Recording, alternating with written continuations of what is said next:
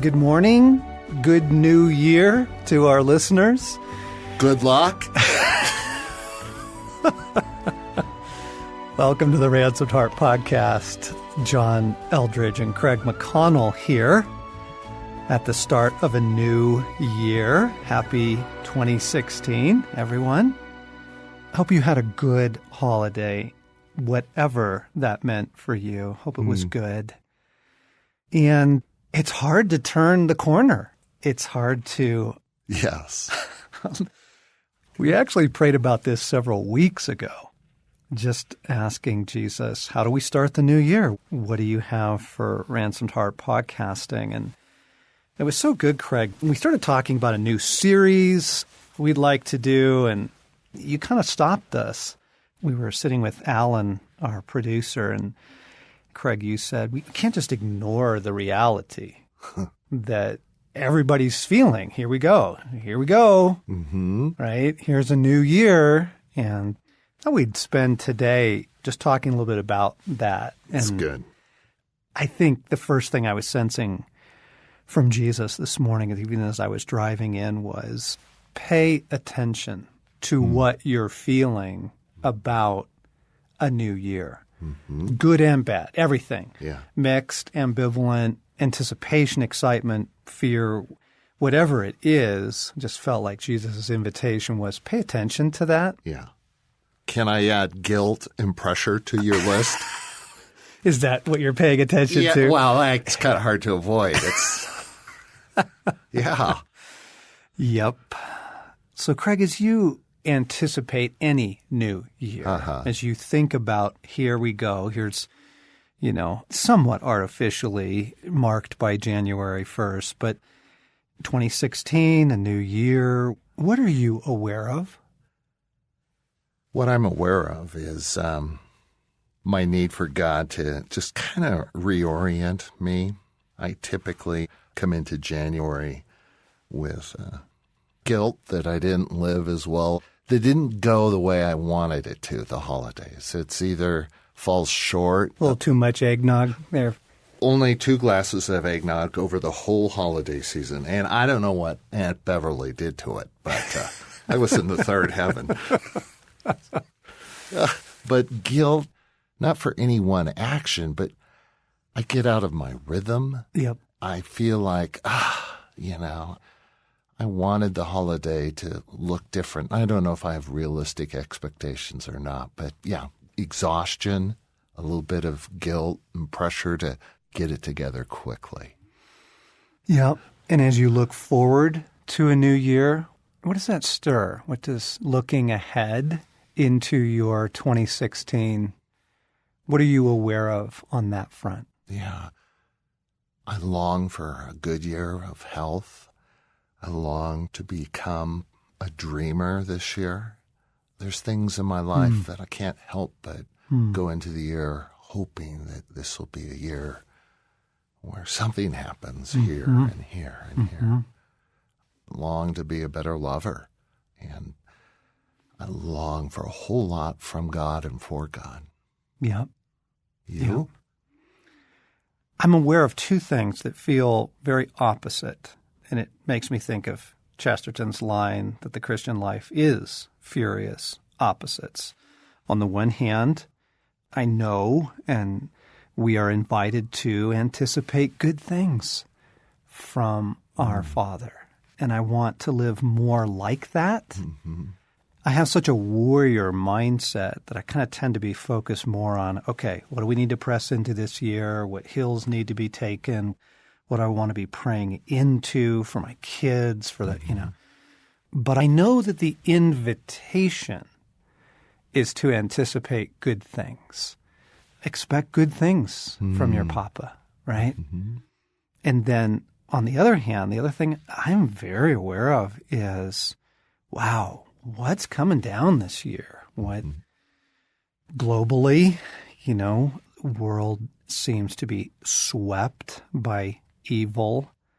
What does that mean? And then more locally, provincially, I'm a seasoned enough soldier to know that there will also be significant battles. And just found myself this morning aware of those furious opposites. Wow. It's true.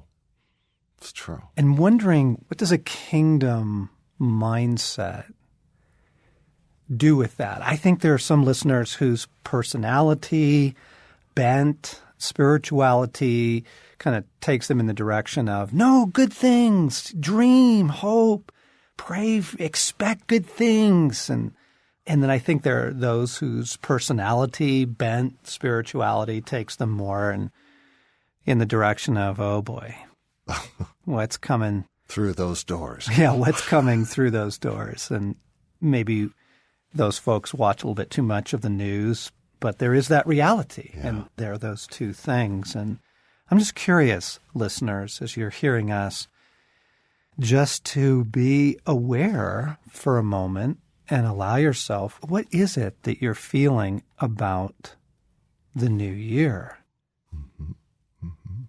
On the one hand, there's some great things I'm looking forward to.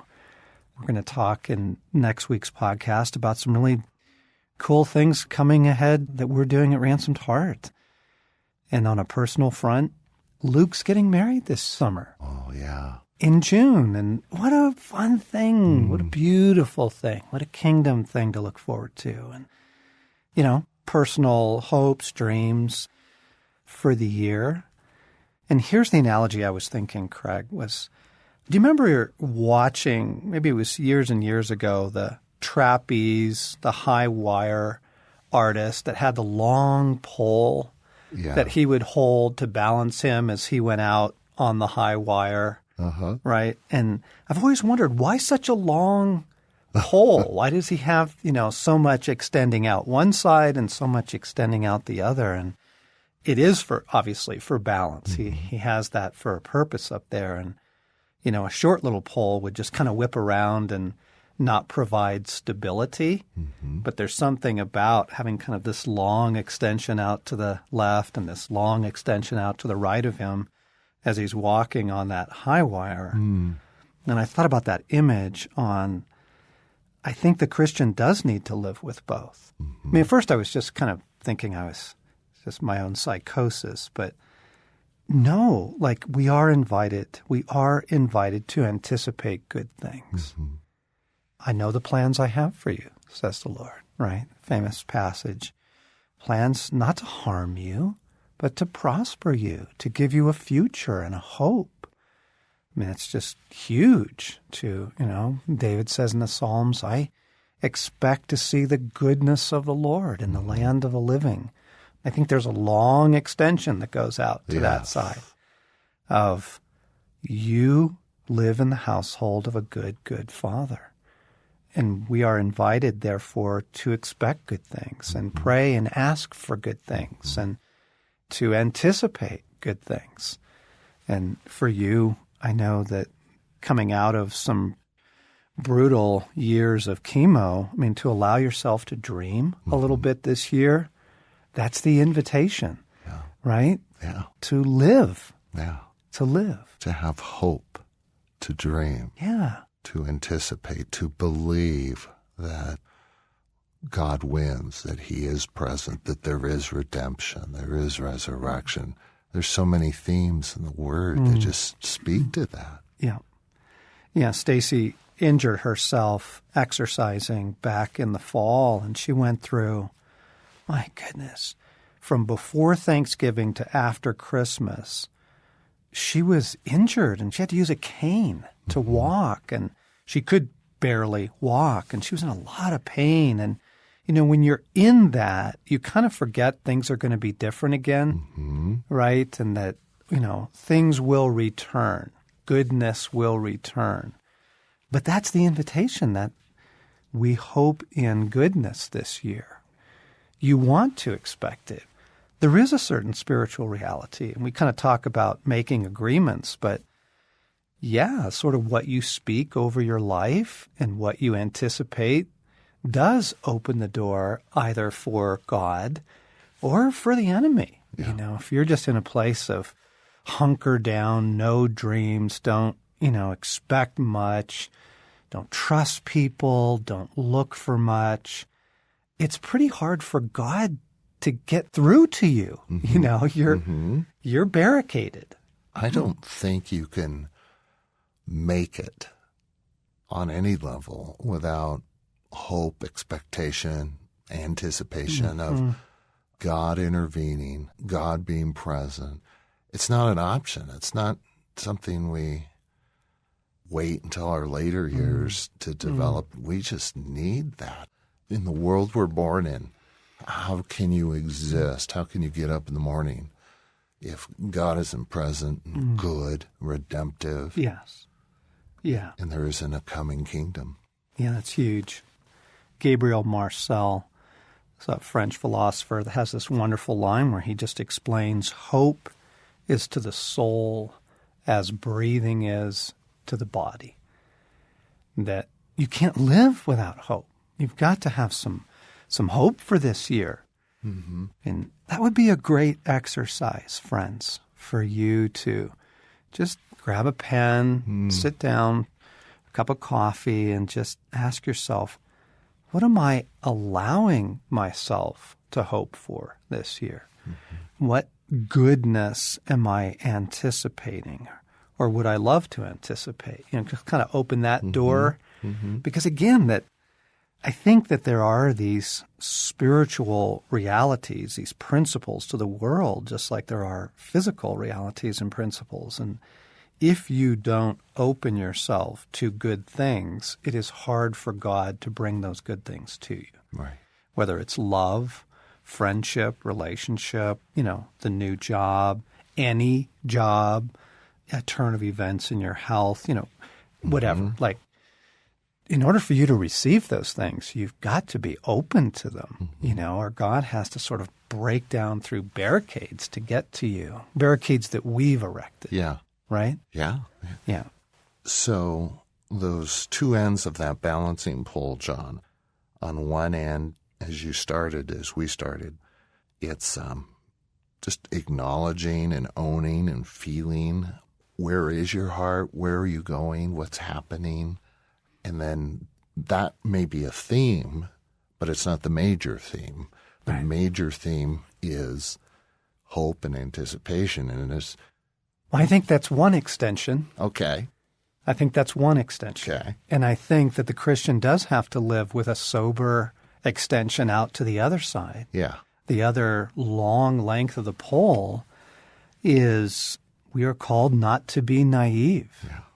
And this is such a beautiful conversation because what we're unpacking is a kind of maturity that, frankly, is pretty rare. Allowing hopes, dreams, expectations. I expect good things from my papa. Mm-hmm. I'm praying for big things this year. I'm naming it a good year, right? Yeah. I'm naming it a good year. And then there's a sobriety that the mature believer needs to have as well. What Jesus called the birth pains, in Matthew 24, right? That nations will rise against nations, kingdoms against kingdoms. There will be famines and earthquakes, right? He goes on to kind of describe the distress of the earth. That sure sounds like the news if you read it. Yeah. Right? I mean, there is ISIS. There is terrorism. There is all of the shootings that have been going on in the U.S. There is evil. And we do believe that we're living at the end of the age. Mm-hmm. Not quite sure how close to the end, but clearly we're in those birth pains. Yeah. Clearly we are. And there's a sobriety that doesn't go into pessimism, but that kind of has a healthy sense of armor up. Mm-hmm. Armor up.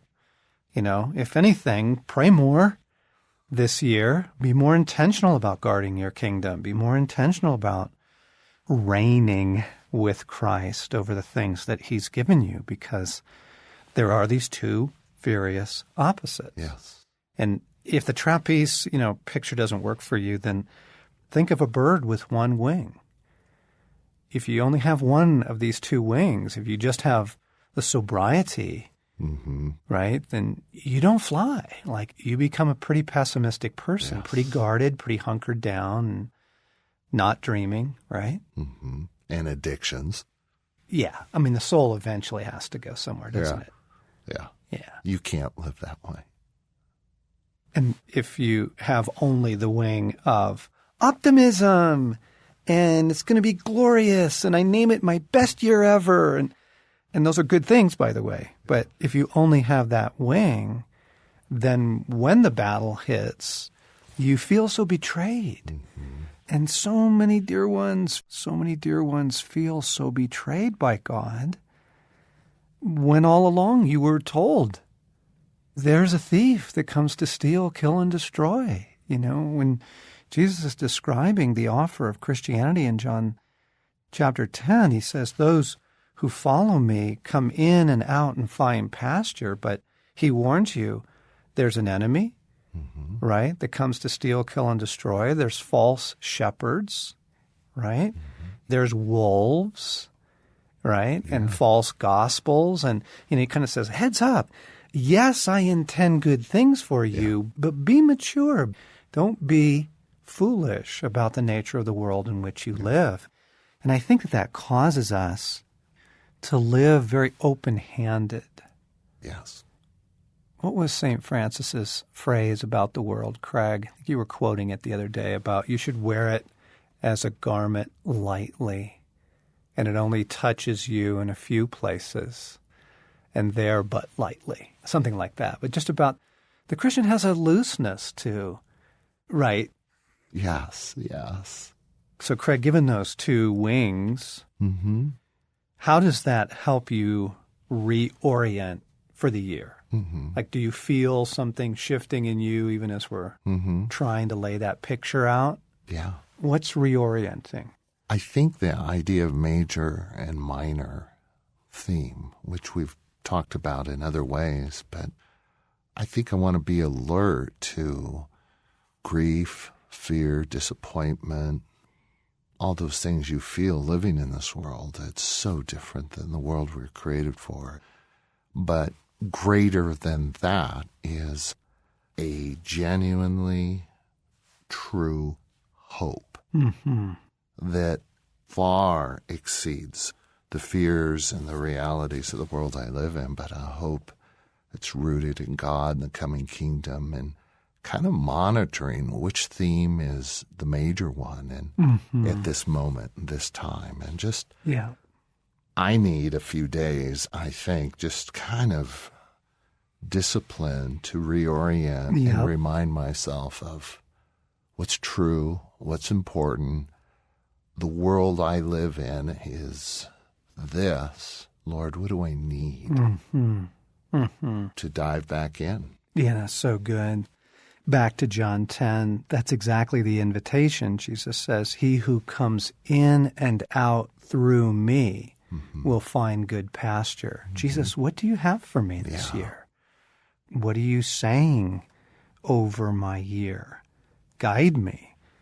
Because you can't just chase dreams naively. You just can't. It'll break your heart. You can't just, well, I'm going to dream about, finally changing careers, or I'm going to dream about finally writing that book I've wanted. And yeah, check in with Jesus on that.